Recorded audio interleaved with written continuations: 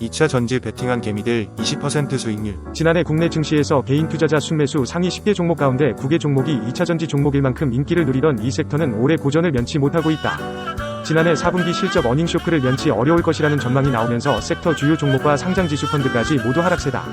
24일 한국거래소에 따르면 올 들어 LG에너지솔루션, 포스코홀딩스, 삼성스기언드파인드 에코프로비엠 등 주요 2차전지 종목 15개에서 60조 원이 증발한 것으로 나타났다. 2차전지 시가총액 상위 15개 종목의 시총 총합은 전날 기준 291조 원대로 연초 356조 원대에 비해 65조 원 이상 감소했다.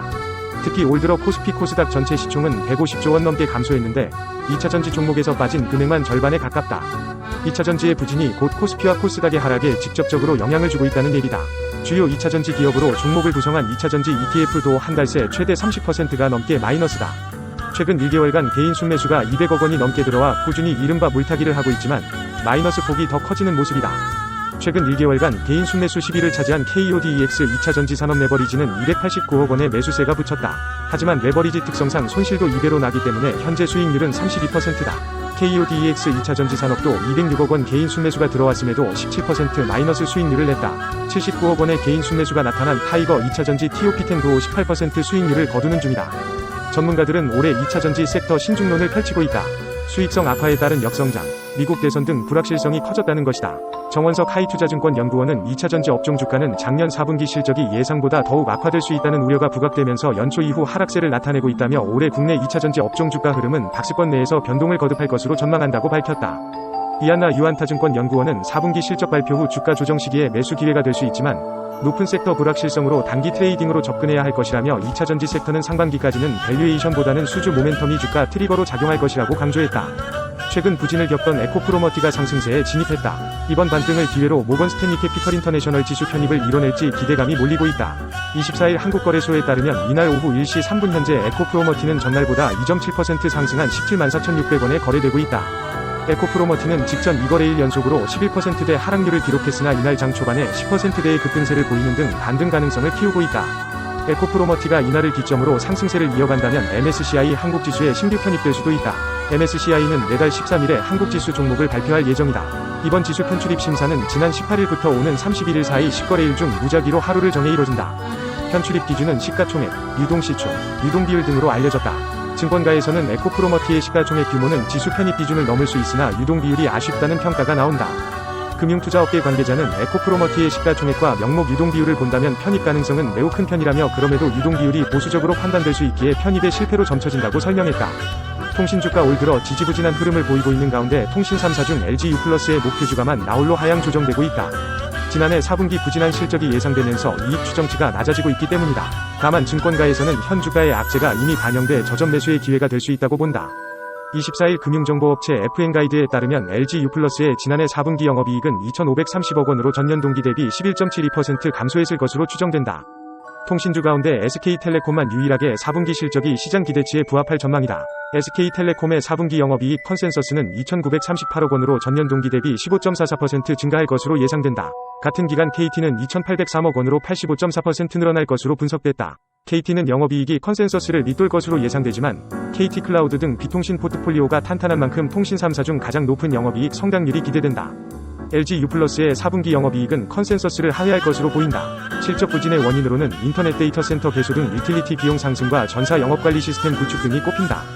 이시댐 HG 추가 주파수 할당에 따른 기지국 건설로 인해 전력비 인상 여파가 타사 대비 강했으며 IDC 평촌이센터 개소가 추가 비용 상승 요인으로 작용했을 것이란 게 증권가의 분석이다. 여기에 영업 전산망을 새로 구축해 무형자산 상각 비용이 증가한 점도 부담 요인으로 지목된다. 전문가들은 LG유플러스의 4분기 실적 추정치를 하향 조정하면서 눈높이를 줄줄이 낮췄다. 이달 들어 LG유플러스 리포트를 낸 증권사 11곳 중 6곳이 목표 주가를 하향 조정했다. 미래에셋증권은 기존 15,000원에서 15,000원으로 하야했으며 NH투자증권, 대신증권 등도 일제히 목표가를 내려잡았다. 다만 LG유플러스의 주가가 역사적 저평가 구간에 있다는 의견도 나온다. 예상된 악재가 주가에 선반영된 만큼 중장기적으로 저점 매수에 나설 시점이라는 진단이다.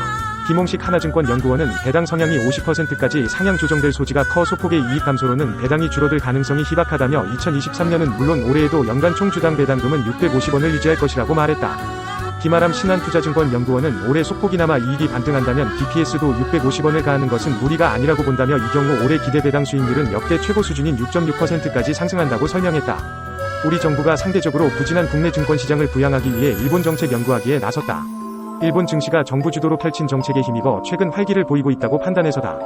더군다나 이번 일본 정책 연구는 김주현 금융위원장이 직접 지시한 것으로 알려졌다.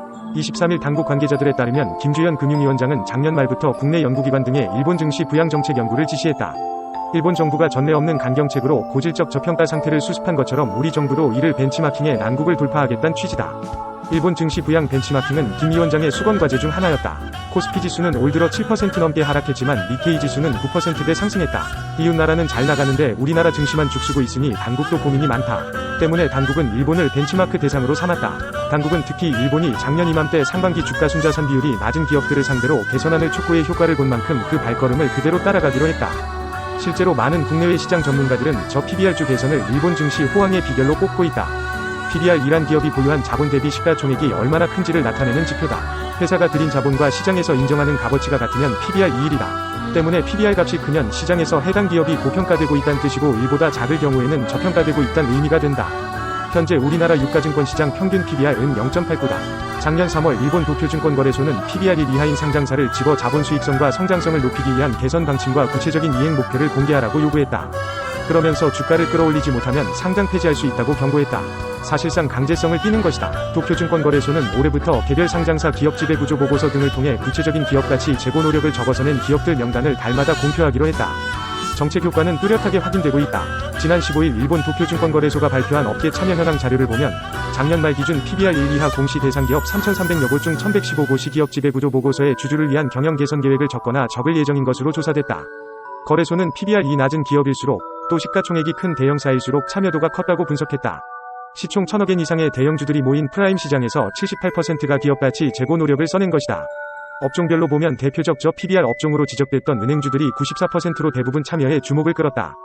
한국은행 동경사무소는 작년 6월 낸 보고서에서 시장 참가자들은 도쿄거래소의 경영개선 요청에 따른 상장사 변화를 긍정적으로 보고 있다며 일본 기업에 의한 적극적인 자사주 매입이 밝혀진 5월 이후로 일본 주가가 견조한 움직임을 보이고 있다고 설명했다. 이어 향후 중기적으로 일본 증시에선 ROE와 PBR 등 기업가치의 실질적인 개선 여부가 주가 상승의 관건이 될 것이라고 짚었다.